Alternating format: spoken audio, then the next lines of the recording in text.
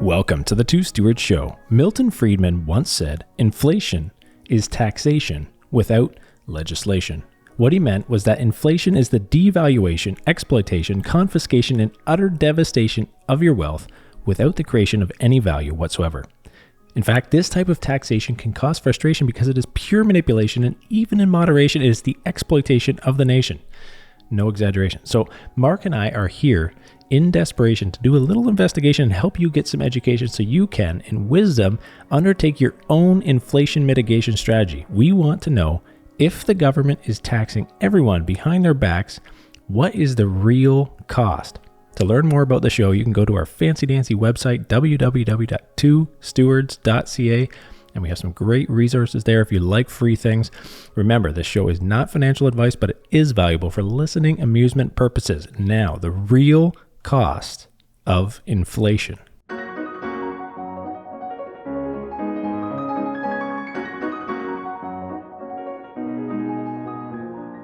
Hello, folks. Welcome to the Two Stewards Show. My name is Mark, and I'm here with Brent. And I'm here with Mark. And we're here together, so that's great. With our audience. With our audience. Yeah, good to have you guys along for the ride. To talk about... What do you want to talk about, the Brent? Real cost of inflation. Okay. Doesn't everybody know about it? Like, if you listen to this show, you should know that we talk about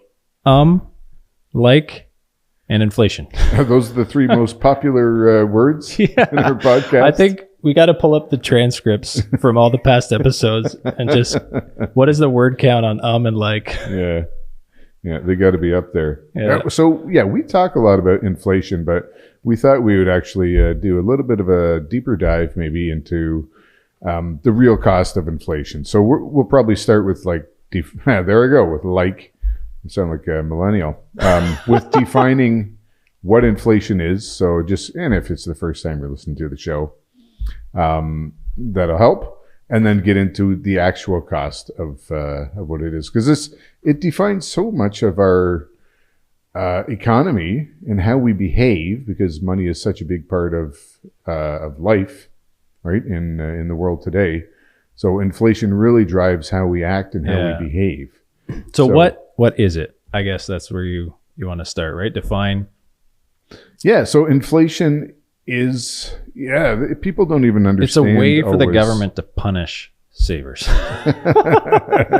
It is. Well, I mean, so broadly speaking, people think, what's inflation? It's just an increase in the cost of goods and services over time. And so we have this idea that, a 2% inflation is kind of normal, and it's good, actually, right? When you hear central bank governors and economists, people coming on, and they're saying, we're targeting 2% inflation, and we're on track, so that's a good thing, right? What was the European Central Bank had a little thing at Valentine's Day? Let's say roses are red, violets are blue. Inflation is on track right around 2. Yeah, our target is 2. Yeah, something ridiculous like that, right? And so we just take it for granted because they're the experts, and we listen to experts, and that's what they say, it's right? For your good, for your safety, for your security. We are collecting all your private information for your security. That's right. And so if you think, okay, so the price of everything in my life goes up at 2%, and my wages go up at 2%, what's the big deal? Yeah. Right? And everything equals out, but it doesn't equal out, and it is a big deal, and we're going to get into that. Yeah. So there's the what is it, and then what is it caused by, right? And that caused by thing, I guess we could say, is increase in the money supply. Well, that's debated, right? If you ask most people, not on this podcast, but by others, we do try to look at the other views sometime. No, but if you ask the average person, why does the price of stuff go up? They would say, well, because the price of stuff goes up. Because those evil grocery overlords charge more for chicken. Well, yeah, that's yet another view. Right. Right. And so if you can start with that, saying it's the evil grocery companies, if you're Jagmeet Singh, because he loves to pick on grocery companies and say, well, because they're charging more. So then because they charge more, everyone else has to charge more. Yeah. Okay. So it starts from evil. Yes. It's the chicken or the egg, right? Yeah. Where does it actually start? Because it doesn't just start at the grocery store with the price of eggs. Yeah, there was a company that tried the opposite and they just charged less, but they're not in business anymore. So Yeah, that also doesn't they're like, work. oh yeah, we're going to stick it to you and charge you less for something. So there has to be a starting point, right? And it's not just evil corporations trying to make more money. Yeah. So Michael Saylor, maybe for people who don't know, the what is he, the co-founder, CEO of Strategy, it's now called. Yeah. Big into Bitcoin. And he has this interesting comment that, well, I guess commonly assumed inflation is just the CPI, right? The Consumer Price Index, which is just the rate of price appreciation in a market basket of goods. Yeah. And so if you're talking about what the central bank's saying their target is 2%, and then you go on the news and you hear like, oh, inflation has risen to 2.5%, and that's a big deal.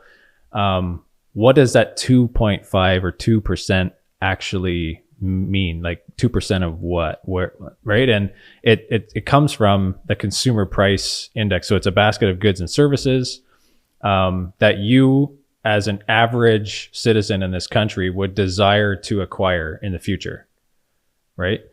Now, the first question that jumps in my head is like, well, who defines that basket of goods? Because as Saylor points out, there's all manner of different lifestyles that people might want to live, right? Yeah. If you think about your future, let's say you're a young person, well, you might have a long life ahead of you. You might have a lot of ambition. You might have a lot of aspiration. And if you're an older person, maybe you retired, you're not producing things in the economy anymore, right? You're not actively going to work every day. You're not consuming as much, right? You don't have little kids at home. Your grocery bills are a lot smaller. And your aspirations for the future are a lot different, right? Like, what you want to get out of life or what you want to achieve. So he said basically like that 2.5% number is kind of just an average or an example, but it's really a different metric for every single human being based on their desires for what they want in the future, right?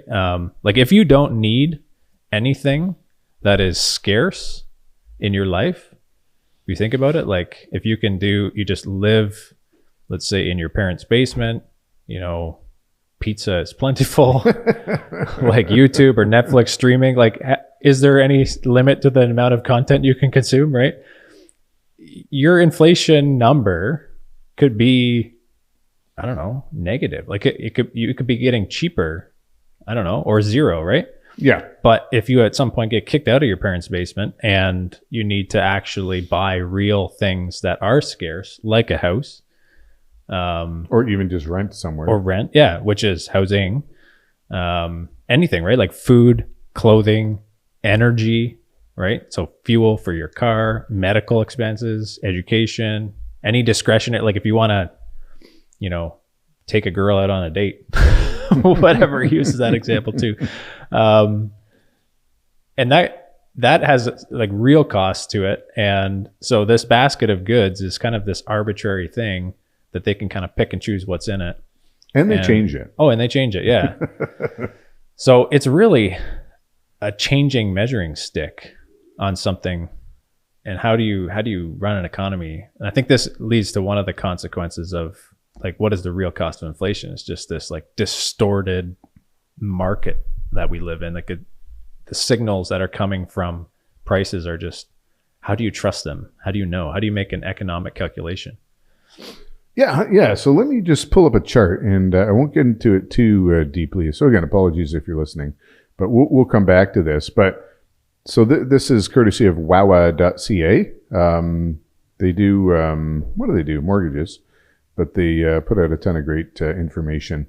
Good follow on Twitter as well. This is Canada. This is Canada. Yeah. Canadian flag in the corner here.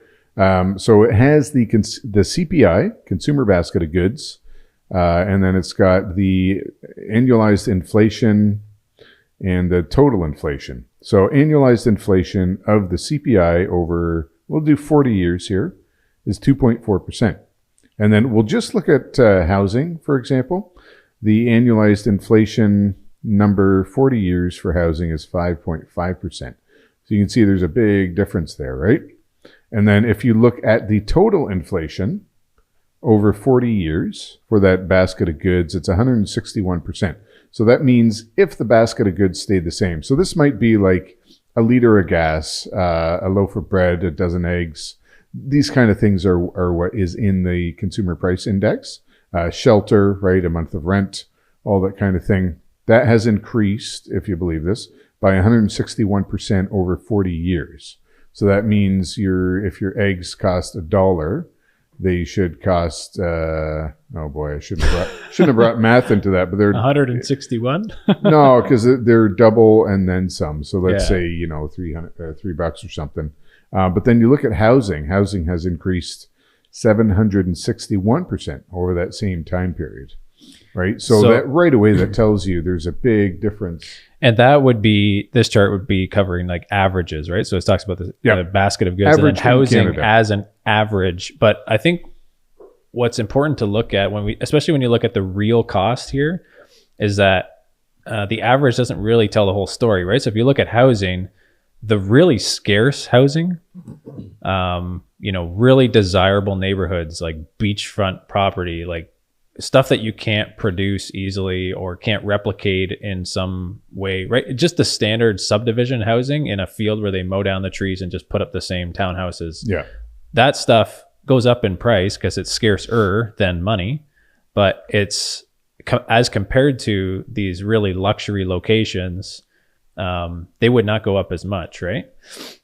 So anything that's really desirable and really scarce goes up a lot more than this index might show. Well, and that's kind of the point, right? Because if we're saying inflation over 40 years is at 2.4%, right? They want to target between 2 and 3%, like, yay, we're on target, so then everything's good. Well, people now understand that there's a disconnect between what they're saying and what people are experiencing. Because if you're a young person trying to buy a house, like, you can't. But my parents could. So what happened 40 years ago, it was much easier to buy a house. You could afford a house much more easily. And if inflation's only at 2.4%, like, that's not a big deal, right? Yeah. And it's like, well, no, when you look at the inflation of different things like housing, it's a much, much bigger number. So that means, like, maybe there's more to this. Well, Mark, you hit the nail on the head. You have to change your preferences. Like, you need to choose something that's smaller and then you can afford it. Or you need to choose something that's less quality. I'm saying that kind of facetiously, but that is the messaging. That is a hidden cost to inflation too, right? Like this idea that you can't have the same things or like the same quality things that maybe your parents' generation once had.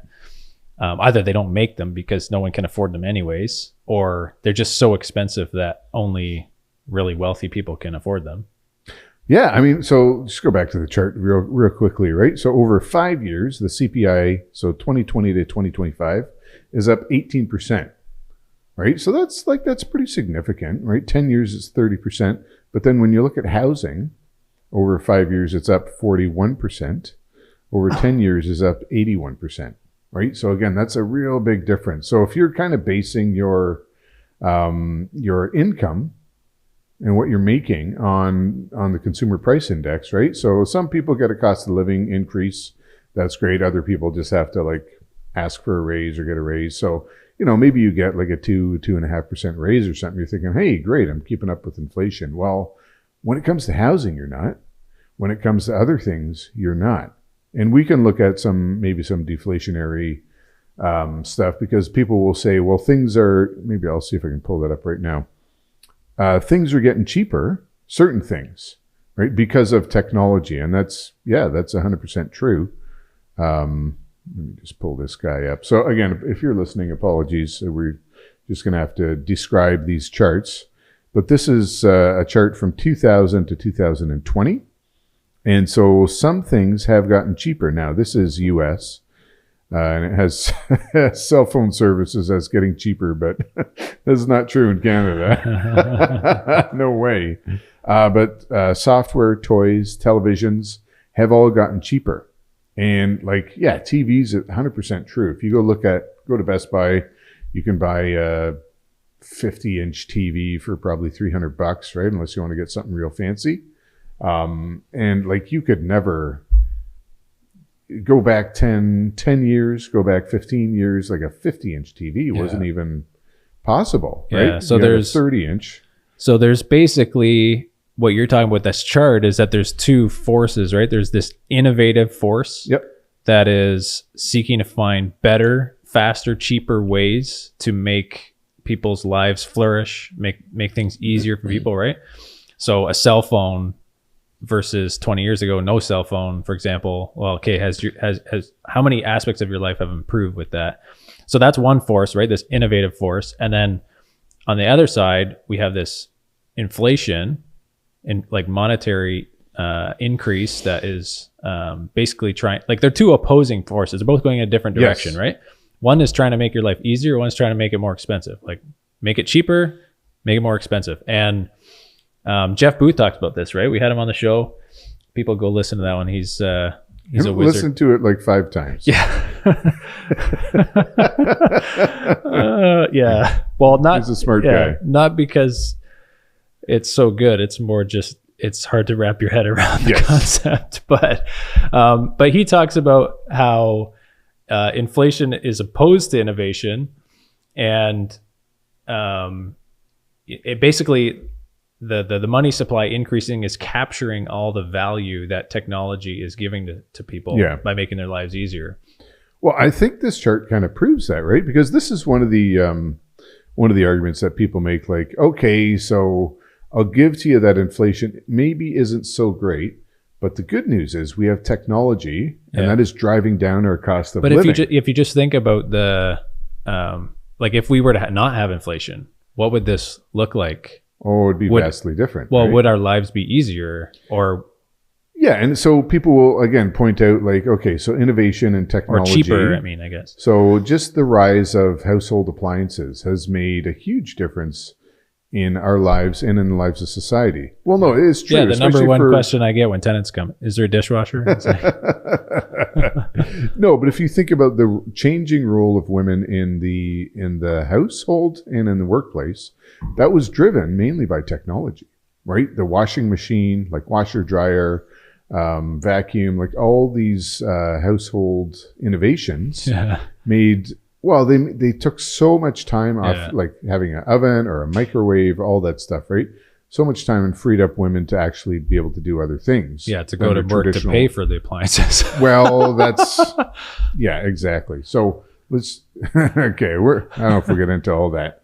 But just looking at this chart again, so you can see, like, the very tech-heavy stuff has absolutely gotten cheaper. Anything that's more reliant on people has gotten much, much, much more expensive. So at the bottom line here, televisions have gotten, it's close to 100% cheaper. Not quite, but close to 100%. But then at the top end, hospital services are what is this? Probably 230% increase. And then you got like anything medical, anything education, food and beverage and housing. So like all the important stuff, right? New cars have gotten moderately more expensive. Clothing is a little bit cheaper. Yeah, it's interesting that college textbooks is up 150% when meanwhile there's software going down. You probably could have the college textbook on the software, and what is their profit margin on this textbook? Yeah, exactly. But I think the reason for a lot of the stuff that has increased a lot, not housing, because that's an asset.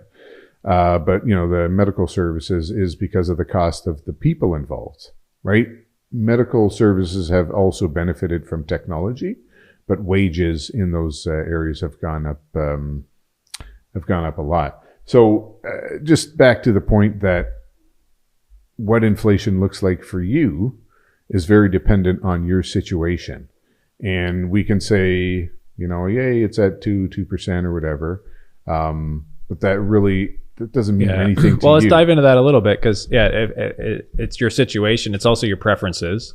But one of the real costs of inflation is how it actually punishes people who save. So if your situation is you don't own an asset, or you don't own something that's scarce, and you're just holding the currency, you're being punished. And so inflation has this thing that it disproportionately affects those people. Yeah. Right.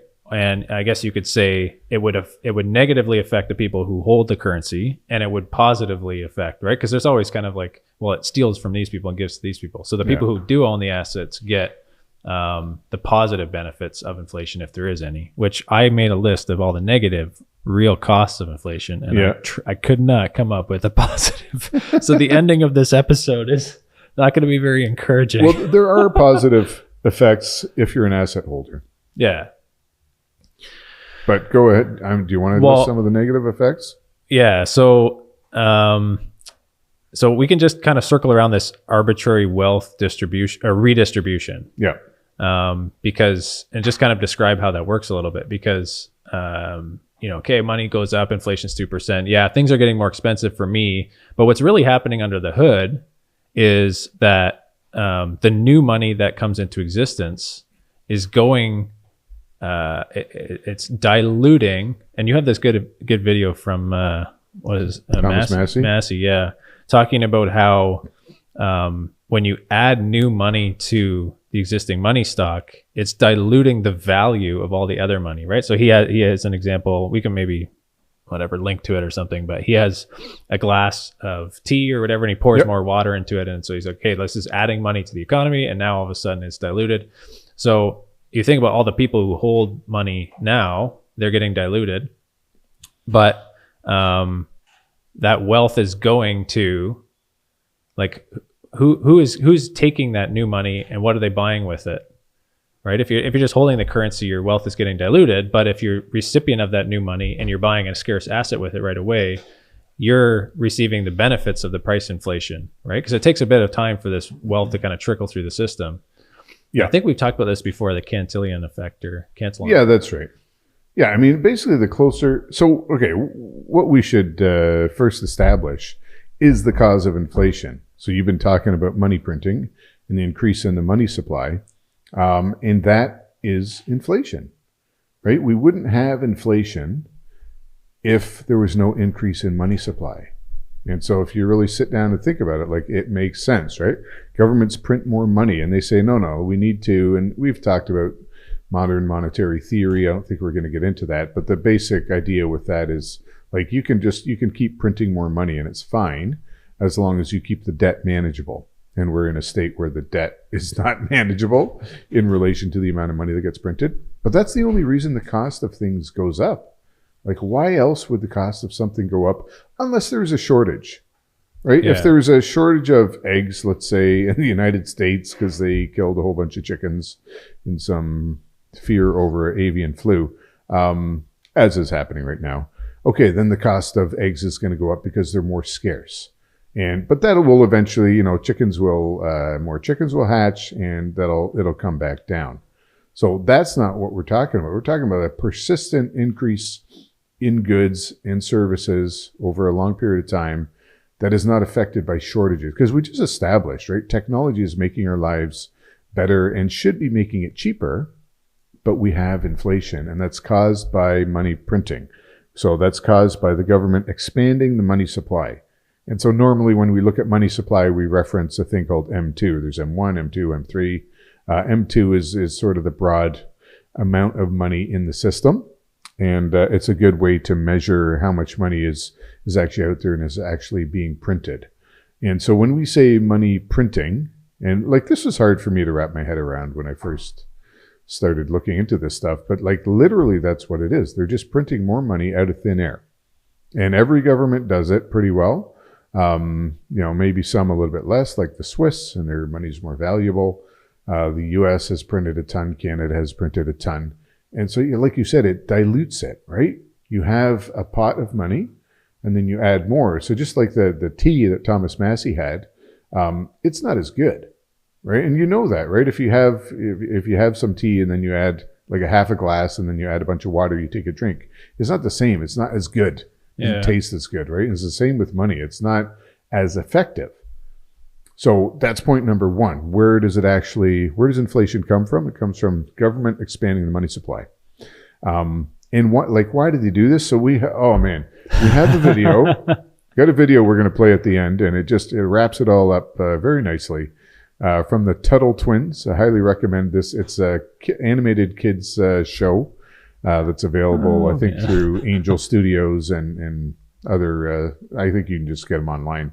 But they talk about inflation in a very easy to understand way. But one of the examples they use is wars, right? Before, if a king wanted to go to war, he had to raise actual money, right? He had to get like gold from his subjects, for example, or through tariffs or through trade or whatever, right? If he had enough money, he could go wage war and maybe take over another kingdom. If he ran out of money, like the King of France did in 89 or 93, I can't remember. Like you got big problems because you can't pay your bills anymore, and then you get hyperinflation.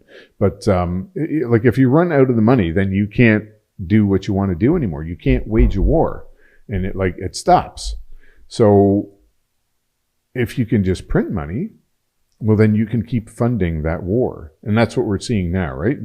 And so war is like, it's a big topic, and it's a bit of a, I don't know. I don't think we're going to fully explore that today, but it's one of those hidden costs of inflation, is a never-ending state of war. Yeah, it's a hidden cost of inflation that's exploding in front of your face. Literally. Yeah, literally exactly. Exploding. So that happens when the money, like when money doesn't have a cost to produce it. Yeah, it can just be produced out of thin air, and then but it's not just in this fiat era, right? Because you kind of been alluding to more modern day examples, but I think you can go back and say like the inflation has existed, I guess, wherever money has existed, because there's always this human temptation, and I think you made a point about control, right? Are you? Yeah, that's like as long as human beings can control money to some degree, they're going to want to corrupt it, and they're going to want to try to create it out of thin air. Sure. So it represents the value of time. It's so valuable, right? It represents the value of other people's time. Yeah. So, I mean, I think Seyfedin Amous has that in the Bitcoin Standard. He talks about the history of money and examples of inflation, right? Where, okay, so you have the agri beads in, I think it's West Africa, where they use these rare glass beads that were only produced under certain conditions.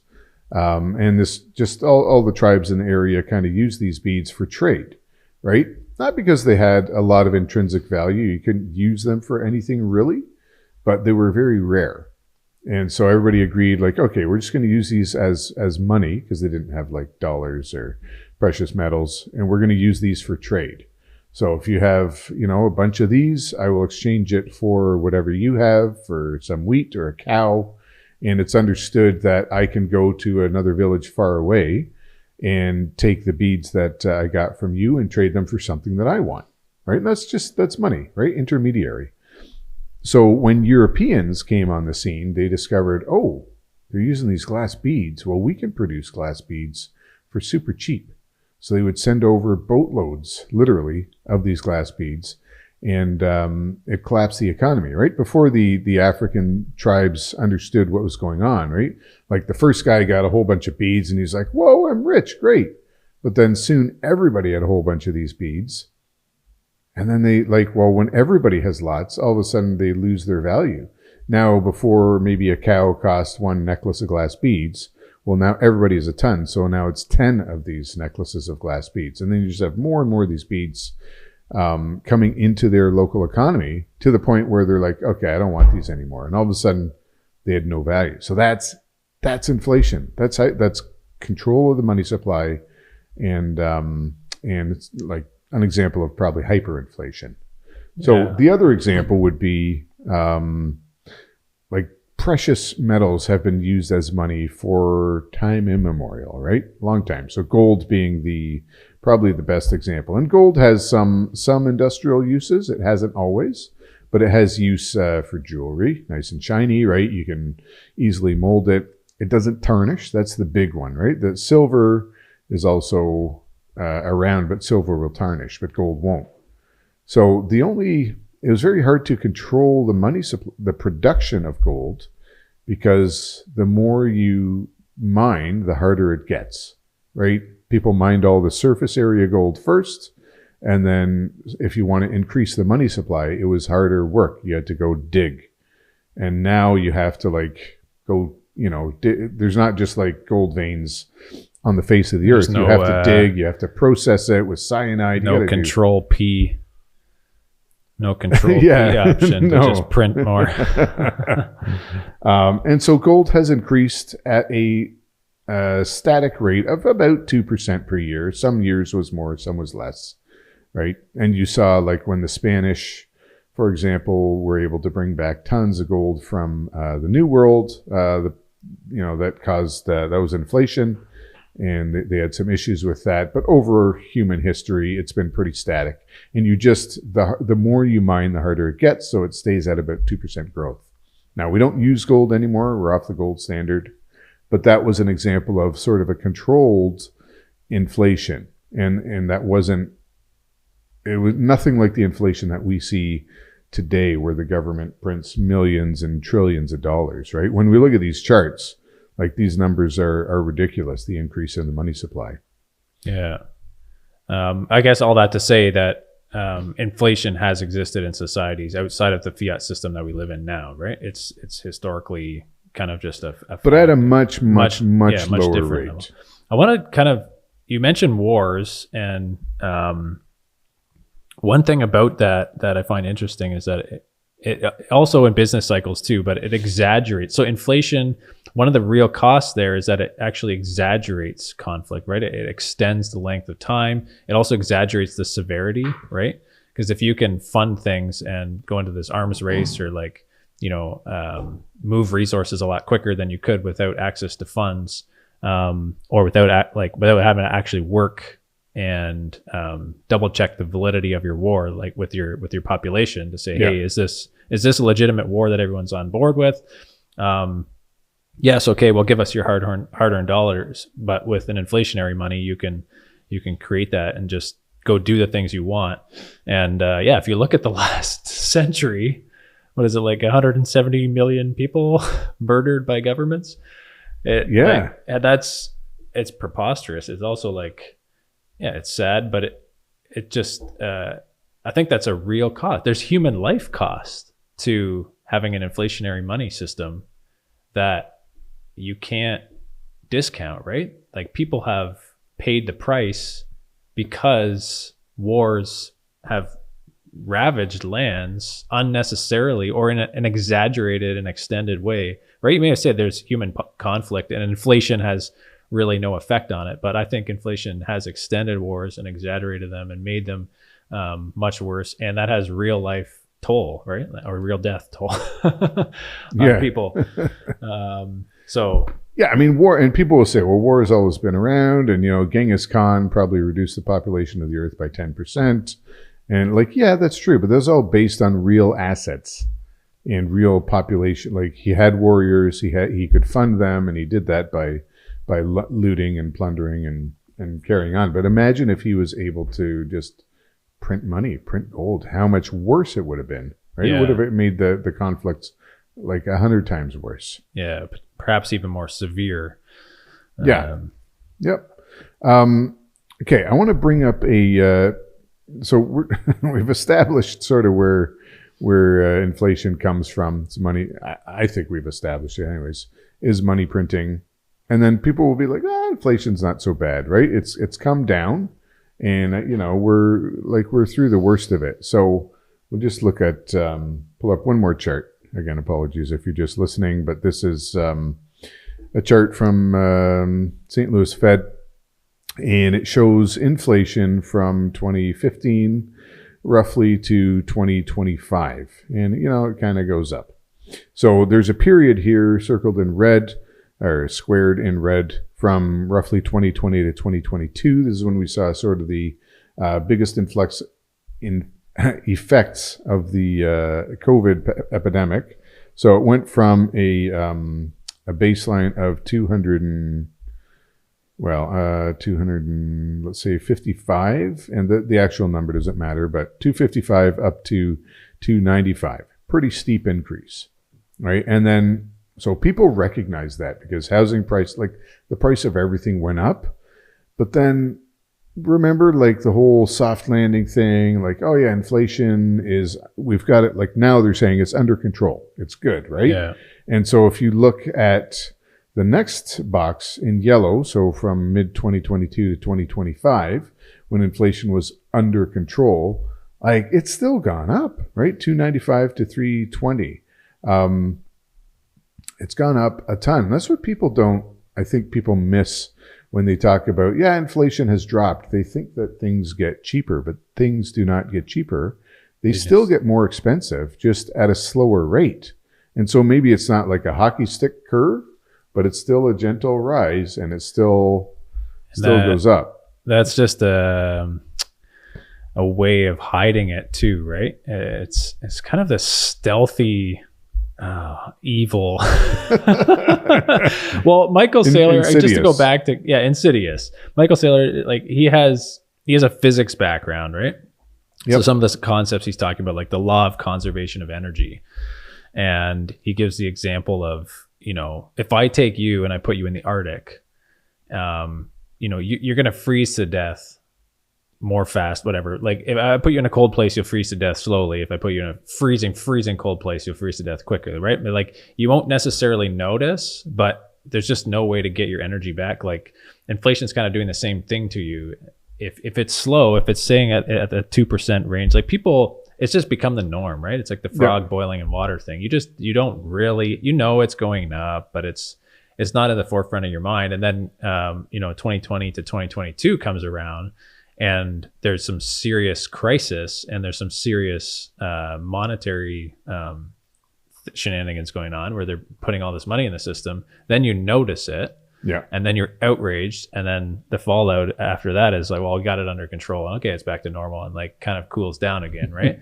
But it's this hidden tax that has these real costs for every single citizen, because the people who are saving in the currency and not really realizing that in a good day, let's say it's 2% and my CPI basket's going up on 2%. Yeah, your CPI basket is, but what about if you want to buy a house one day?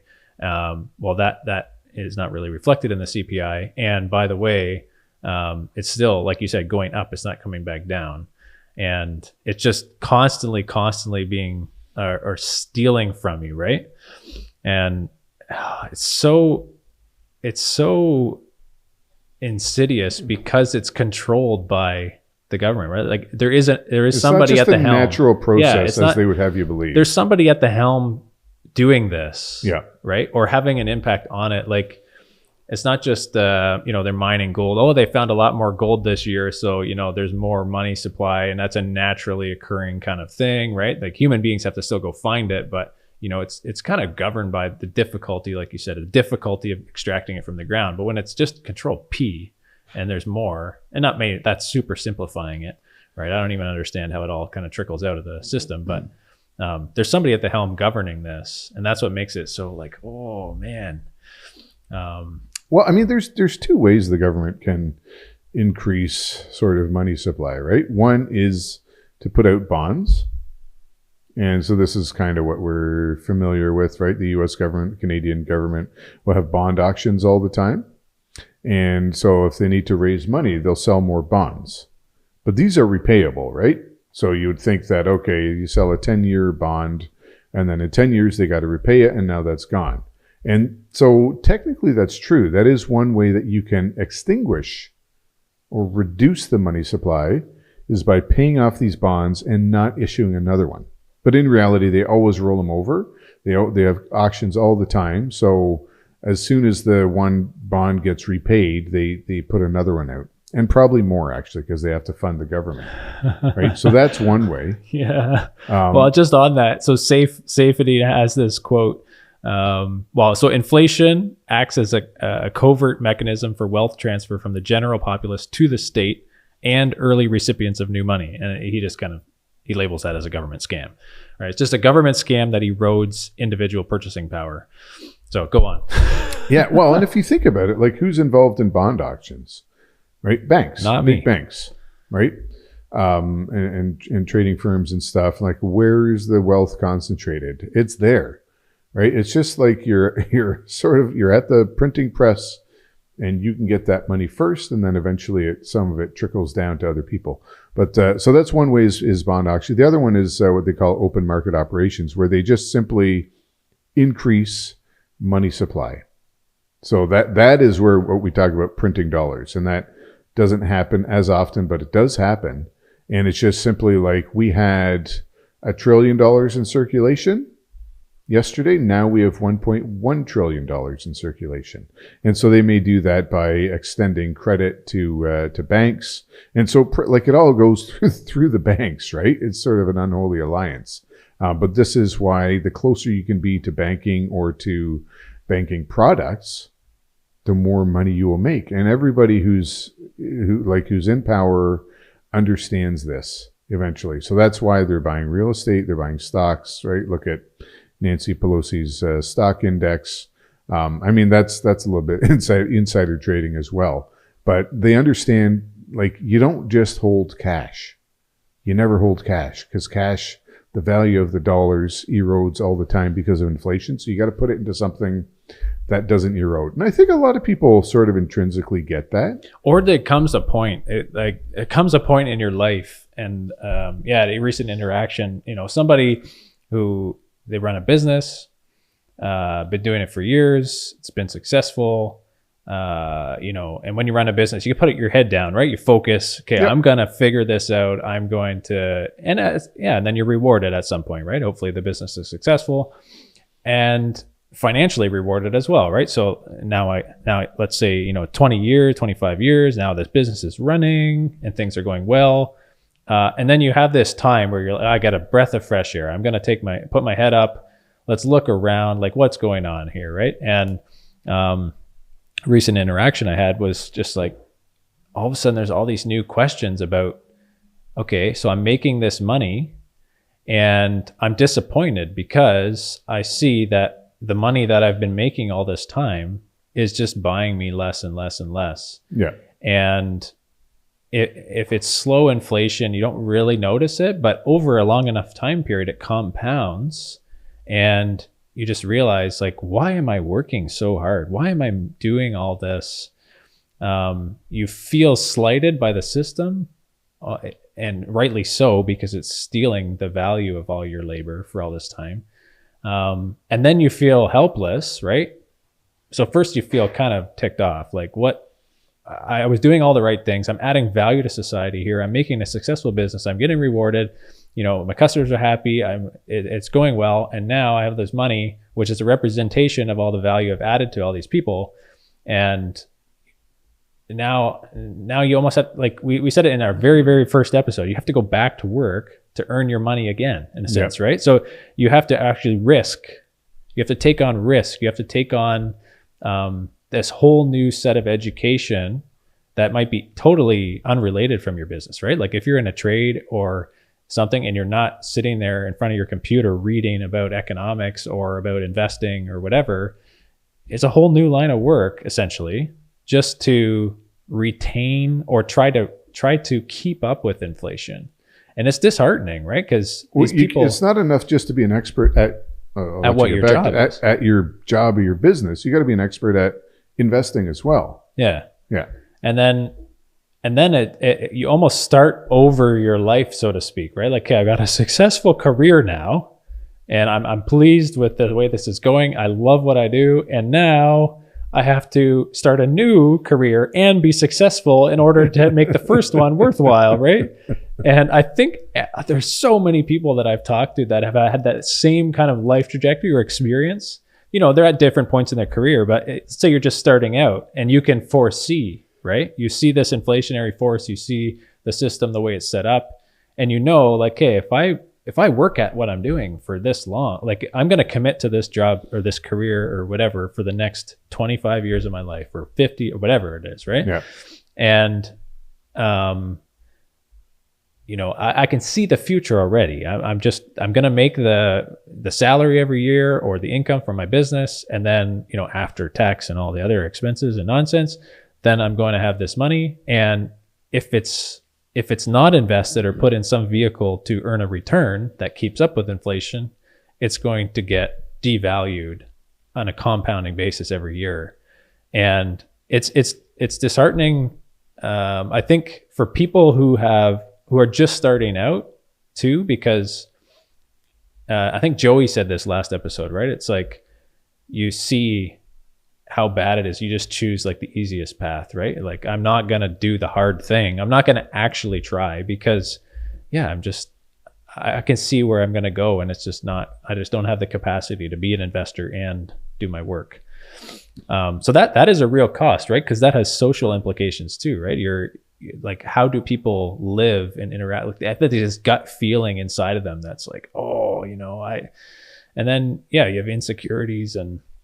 Well, I think that's painted pretty starkly right now, where, like you said, people don't really know, but they like why, but they just have this feeling. So the one we hear about tons is young people in houses, and like, why should I even try or do anything because I'll never be able to afford a house, right?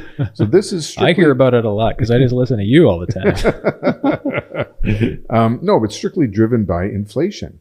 So what you're talking about, when you're relying on simply wages to be able to afford the things that you need, but most of the things that you need are increasing at a much more rapid pace than your wages, well, like, that's inflation, right? And you talk about the Cantillon effect. Yeah. Can't remember if there's an I in it. Cantillon.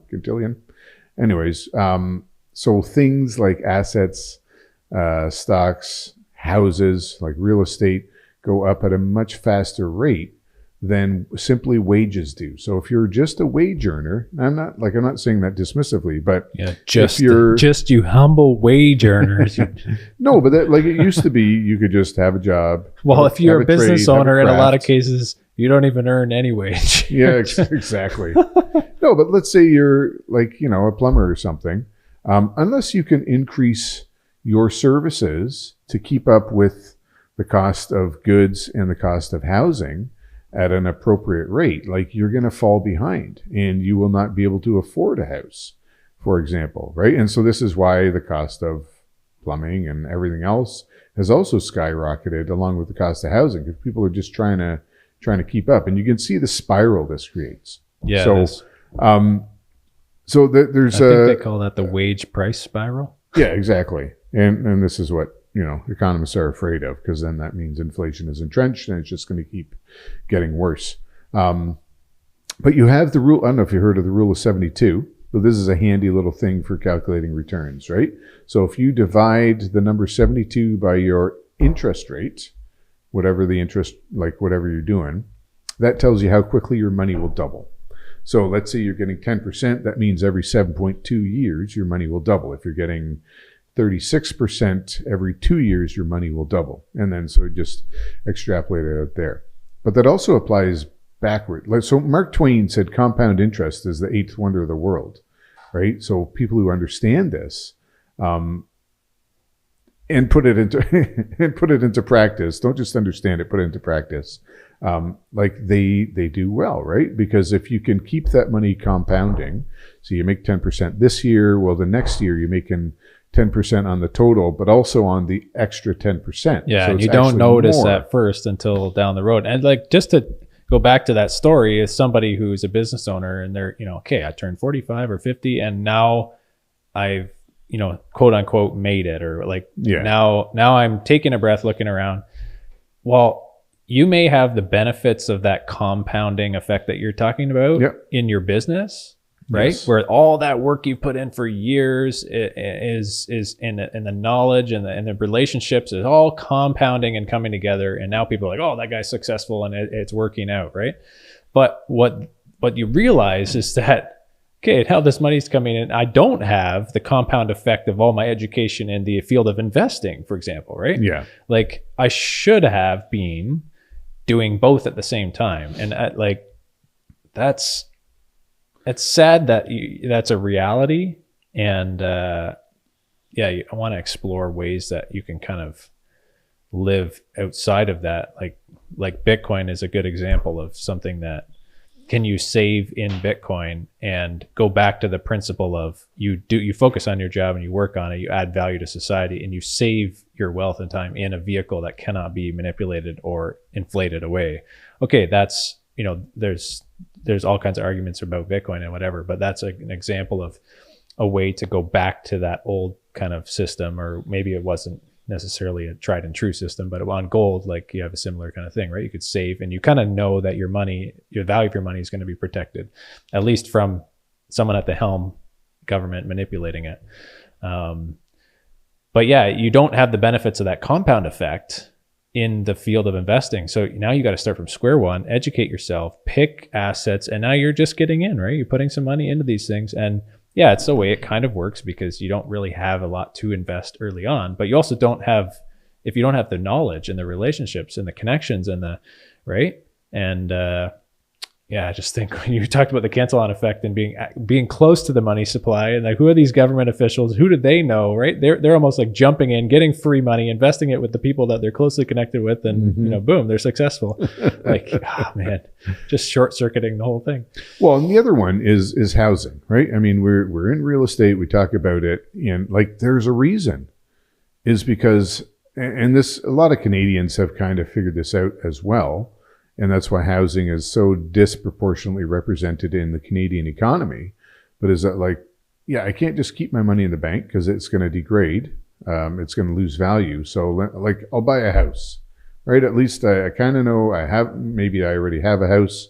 I'll buy a second one. I'm familiar with what goes on with the house, right? You got to like mow the lawn and, replace the roof every so often and do all these things. So, and if I put my money in there, like, I'll get some rent, someone else will pay down the mortgage, and it will also grow in value over time. A lot of real estate investors have kind of figured that out.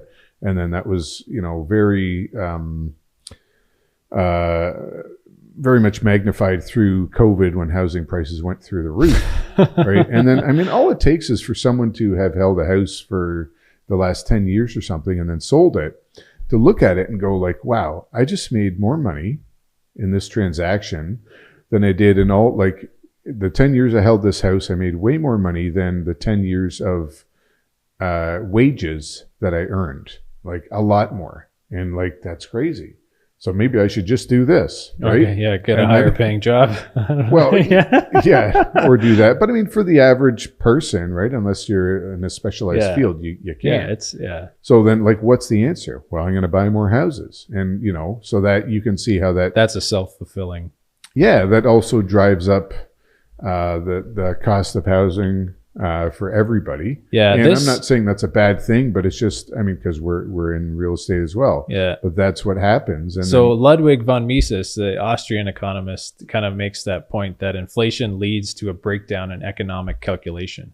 Yeah, and that the point about housing, like, well, if housing is going up in value and is scarce, and I'm buying it and I see the benefits because after I sell it after 10 years, I'm doing well. And then the next guy buys it because of the same reason. It's kind of a self-fulfilling prophecy, right? But it does lead to these kind of, it's hard to calculate what to buy and what not to buy. And I guess this is like a first principles thing when it comes to inflation, not just necessarily housing, but if you're a business and you're looking at all the components out there in the marketplace that you need to buy to produce the product that you sell, right? Inflation just kind of gets in the middle of all of that, and just muddles up what you're trying to decide as a good business decision, right? And economic calculation, I guess, economic can be seen as like you're just economizing your time, right? It's we have a limited amount of time, and you're trying to make the best decisions. And business decisions is one aspect of decisions, but we can talk about, like on this podcast about stewardship, talk about relationships, right? For example, like you're trying to make the best decision with your relationships. And for some reason, I think inflation even gets into the middle of that too. Oh, 100%. Like it distorts all of the calculations you're trying to make, because the price signal that comes to you is it has to pass through this filter of money printing that could arbitrarily be one number one day, and then in a year from now it's a totally different number, right? So it's not like you're building on a foundation of stone here that you can predict what the inflation, or like you can't predict it, right? So you're making all these kind of estimations, and then the government, you're at the mercy of like this lever that they can pull up and down. Well, yeah. So, I mean, inflation disproportionately affects lower income people on fixed incomes, and people who make minimum wage, for example, right? So if the cost of everything goes up, but minimum wage is still the same, like you're making the same wage, that hurts you more. So if the price of groceries goes up 20%, well, that's a big deal if you're on old age security or something, because you're not getting any more money. And that's a lot more money. Whereas, let's say you own a business, or maybe you're a high income earner, it's a much smaller percentage of your income that is affected, right? So the same for young people starting out. So, I mean, my argument is that it leads to more short-term thinking. Yeah. Because, studies have borne this out as well, Hey, that's right? on my list here, man. Short-term thinking. Wow. I read it, but I forgot about it and I moved on to something I else. called it something way smarter and more technical called high time preference behavior. Yeah, okay. I said it stimulates high time preference behavior. How about that? Short-term thinking. Sorry, I'm not so smart as you, Brent. No, but there have been studies, maybe I should have pulled one up, but studies on sort of impulsive purchasing. Yeah. For people who have less money, basically. So people on the lower end of the economic spectrum, right? So, and I don't know, you can go to Tim Hortons, and I've seen this, I don't know, it's maybe a trite example, but you'll see someone will buy an extra large 4x4, right? So they're going to get the biggest coffee they can with the most stuff in it. Right. And it was I've seen this even just working construction, right? And it was always the guys who never had money, who I don't know. So why did they do that? Because it's something in their control that they can do that really feels like something. Yeah. Right. This guy maybe had no hope of saving up to buy a house, or maybe if he was more disciplined, he would. But he can improve his life by having a big. Yeah, big drink. Coffee. And it's almost like a status thing. And look at me, I'm the big man here, right? Whereas someone who's in a different position, do I really need it? Yeah, do we I all even need know a coffee? That. Or if I do, I'll just get a small one because we all know that these short-term decisions have, the consequence of that is that he's going to pee every. Well, and also if he's getting 3 of those a day and he can't afford at Tim Hortons, right? Or buying smokes, whatever. Yeah. It would always be the cigarettes. consequences of it. Yeah, but because there's no hope for long-term gain, well, then you might as well engage in some short-term pleasure. Yeah. And again, studies have totally borne this out with spending in lower income households, right? That's just what happens. And I think that happens in society overall when people are a little more discouraged because they're like, well, I have no hope of ever buying a house. I might as well just get the latest PlayStation because that's something in my control. It's a little bit of status. It's really cool. It makes me feel good. I'll spend money on that and maybe buy some weed. And we just talked with Joey last time talking about, young people sitting in their basement, smoking weed, playing video games. Because what else do they got? Right? They have no real hope of ever even maybe moving out of their parents' basement. Yeah. Because the cost of rent, if you've lived in the same place, we both have tenants like this, I think. They've lived in the same place for 20 years and they're paying I don't know, $700 a month in rent. So perfect. They're never going to leave because the equivalent place is going to cost them maybe $2,000 a month. And there's no way on fixed income they can afford that, right? So, but now imagine you got to leave your parents' basement. You got to pay that $2,000 a month, and $2,000 a month is all you make in income at your part-time job or whatever. It's this. You poke your head out of the basement, you look around, and it's the same feeling I think you get as the business owner who's had his head down and working in his business and pokes his head up and says, "What's going on out there? Where's my money?" Right? Yeah. It's the same thing. He pokes his head out of the parents' basement and goes, "Ooh, that one's for sale for that much? Yeah, I might as well go back down there and do that." Yeah, so I could definitely see that. High time preference behavior. You want to, if your money is losing value every day or every year at a compounding rate, you want to spend it soon.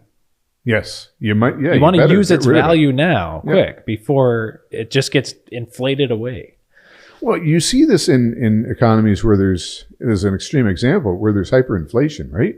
People will get their paycheck and or get cash. Maybe they run to the bank and get cash and just buy something, anything, because they know that tomorrow their money's going to be worth a lot less. So they'll go buy washing machines or anything, right?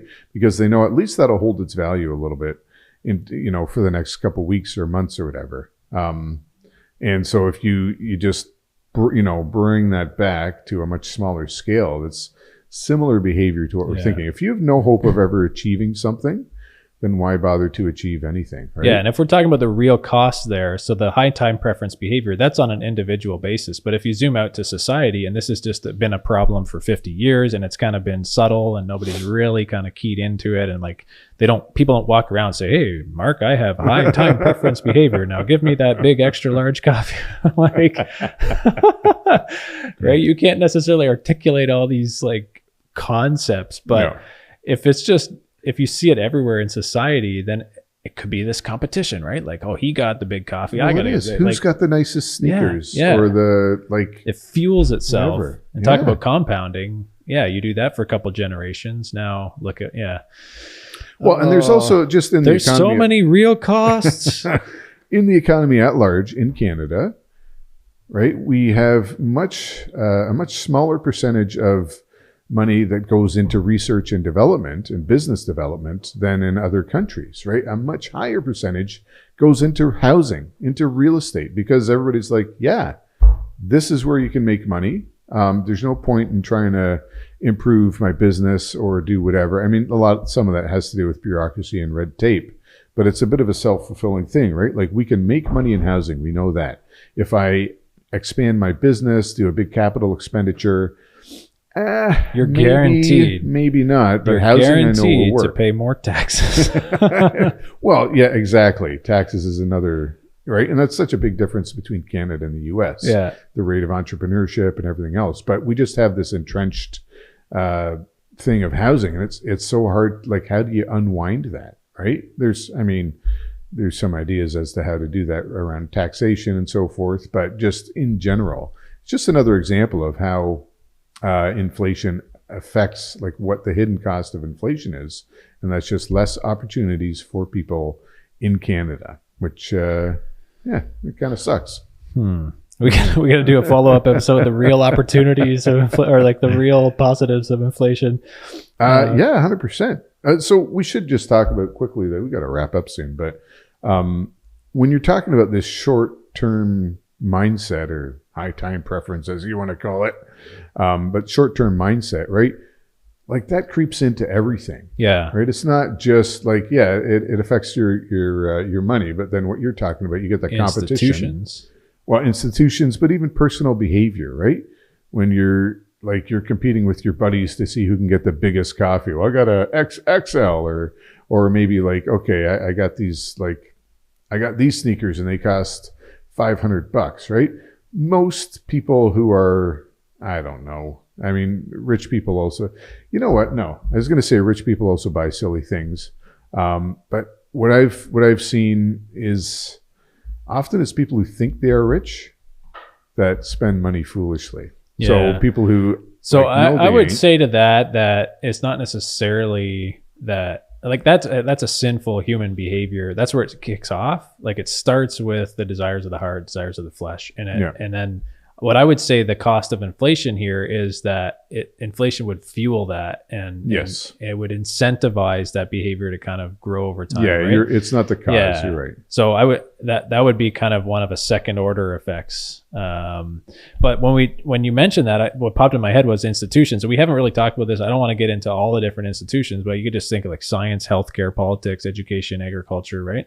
How does inflation kind of degrade those? Because if inflation is degrading the value or debasing the value of your money, and we talked about it, when that happens, it debases the quality of your life and your standard of living, right? Your purchasing power, your standard of living.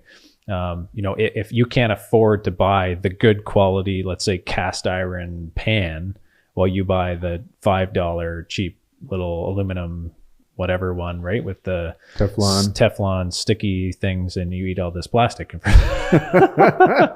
But you can still get a pan. It's just perhaps not as durable, not as long lasting, not as good for you or whatever, right?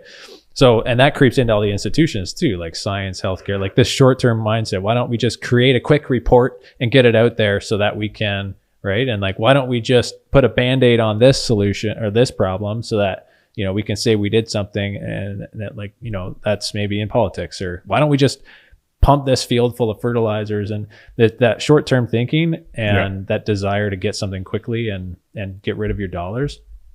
It's just another thing it does is it, we're going to wrap up, but promotes poor decision making when it comes to investing too. So I'm just thinking, like, if this guy pops his head up from his business, he's like, I'm going to make an investment. Well, if you actually think about it, like, even a losing investment could appear profitable in money that's like going down in value. Like, kind of trying to describe that, but you can make money, but when you look at inflation, you've actually lost money. Yeah, so there's like the nominal rate of return that you're getting. You can hold a GIC and be like, hey, I'm making 3%. Well, and that was common in the last inflation was 4%. Few years with COVID too, right? Like inflation, all of a sudden now you're making more on your GICs. But what is the real rate of interest? That, like, if inflation is higher than the rate that you're receiving, you're actually losing money. So you're guaranteed to get to negative 2%. we had that too, right? They were going to issue bonds. So you're guaranteed to get all your money back except for 3% of it.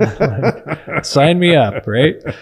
Yeah, negative interest rate bonds. So it just poor decision making, right? And this illusion that, you know, certain investments might be successful, when really, if you don't take into consideration the real cost of inflation, then they're losing money. Yeah, and that's where you have to understand what the actual rate. If you believe that inflation's at 2% or 2.5%, well, great, I made 5%, so I made money. Yeah. Well, the actual inflation was probably 7 or 8%. And the last thing on my list, I guess, more has to do with governments and people's trust in them, because if governments are the ones issuing the currency, you know, they have debt and it's compounding, right? If you're inflating the currency and you got to pay all this money back with interest, you have to print more money to pay back the interest. It's just this compounding debt burden. And we pulled up the US debt clock and all this stuff, right? And we've talked about that ad nauseum. But the whole system is based on trust, right? Yeah. Like, people have to believe that the dollars have value to some degree, or trust in the government's power to enforce, you know, the military and protect its the value of its currency. But inflation erodes that, right? And what do you see when debt compounds? And I would say, like, debt can compound outside of the government's control, and the government could say, "Oh, I got it under control," but it's a confidence game, right? Yeah, you can say you got it under control, but do you really have it under control? Well, why don't you reduce it to zero? Well, and so this explains what is happening. Do I trust the US dollar? Do I trust the Canadian dollar? No, I don't trust the Canadian dollar. But this... but that, I think, is a cost of inflation, right? Like, inflation is leading and fueling this lack of trust. Yes. And so this explains a lot of what's happening in the United States. We don't have time to get into this in this episode, but we can't explain all that's happening in the United States right now. No. But a lot of the economic decisions that Trump is making is related to U.S. debt, because they know it's unmanageable. They got to get it under control, and they're taking a whole bunch of different drastic measures to do that one way or another, while also maintaining trust in the U.S. dollar. Yeah, it's this balancing game, or like almost a drama, right? Yeah, you got to do the right thing. A drama or a tragedy? Yeah. Well, no, I think back to like bank runs, right? The bank runs in the 1920s, for example, where all of a sudden everybody lost confidence, and then the dollar devalued, right? Because everybody's like, I need my money, and they couldn't get it, and this is where you get, you know, inflation, hyperinflation, all these things, right? This stuff happens. So that's what I think they're trying to avoid in the States, and more on a national or a global scale. But anyways, we can maybe do another episode on that or not. Well, we can wrap it up. I don't know. So yeah, maybe we should wrap it up. All that to say, there is a real cost to inflation. I think we want to be like, bring that home, right? It's not just rising prices, whether it's assets or like the CPI, but it has a lot more to do with how your time and your energy and your wealth are slowly being eroded, or I guess you could say redistributed. So we talked about wealth redistribution, or stolen. So it depends on how you look at inflation, if it's like an intentional thing, or if it's just a naturally occurring phenomenon, or if it's somehow, controlled. But was the example of a siphon? And I thought that was a good example, because have you ever used a siphon before? Yeah. To get fluid from one place to the next. It's like, okay, this thing works really good, and it's really quiet, and it's kind of weird. Like there's no pump on a siphon going like whatever, right? It's just like slow kind of you can't speed it up, but it's just pulling one thing out of it, putting it over here. Yeah, some water out of there, but eventually little hose. You come back quiet. And it's like, whoa. Yeah. Where'd all the water go? So I think that's a great example to just think of inflation in your head, right? It's just siphoning away your value and putting it somewhere else. But it pretty much, it creates instability. It incentivizes poor decision making. And it fuels a system that basically, if you're holding currency, you are guaranteed to fall behind. Yeah. Yeah, 100%. So in today's environment. So maybe we can do another episode on like, okay, that's great, but what do you do with that? But that'll be for another time. So Brent, I have to play this video. If you listen this far, you can watch the video or listen to it. It's a little more effective if you watch it. But this is the Tuttle twins video that I was talking about earlier. And I don't know. You see what you think about it. And we'll play that and we'll wrap it up.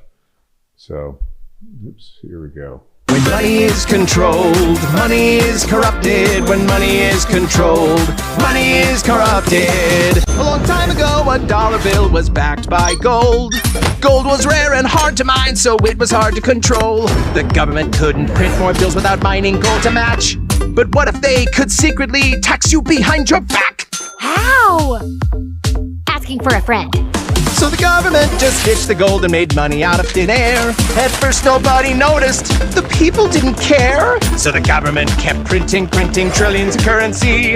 And now inflation makes it so you can't afford groceries. When money is controlled, money is corrupted. When money is controlled, money is corrupted. What about funding important stuff, like wars? Wouldn't you need to control the money for that? Once upon a time, when a country went to war, they'd send the people a war tax if it was worth fighting for. If the fighting went on far too long, the people would revolt. I'm not paying for your stupid war, and you have lost my vote. Well, the government got sneaky. They knew just what they'd need. Instead of taxing for the war, they'd print that money secretly. Then wars could last for decades, and they could do just what they will, 'cause it's funded through inflation, and you can put the bill. When money is controlled, money is corrupted. When money is controlled, money is corrupted. What about seizing money from terrorists? Shouldn't the government still control money to do that? The government can seize their money from terrorists, it's true. But what if they determine that that terrorist is you? When a Canadian trucker convoy was protesting for their rights, thousands of people donated their dollars to the fight. But the Prime Minister of Canada really hated that protest. These peaceful truckers were honking, so he called them terrorists. He wanted to shut it down as they protested his laws, so he seized all of the money that was donated to the cause. Oh, all the money except for one kind he couldn't control. Bitcoin! When money is controlled, money is corrupted. When money is controlled, money is corrupted. When money is controlled, money is corrupted. When money is controlled, money is corrupted. Well, there you have it, folks. So I hope you enjoyed that video as much as I did. Money is corrupted.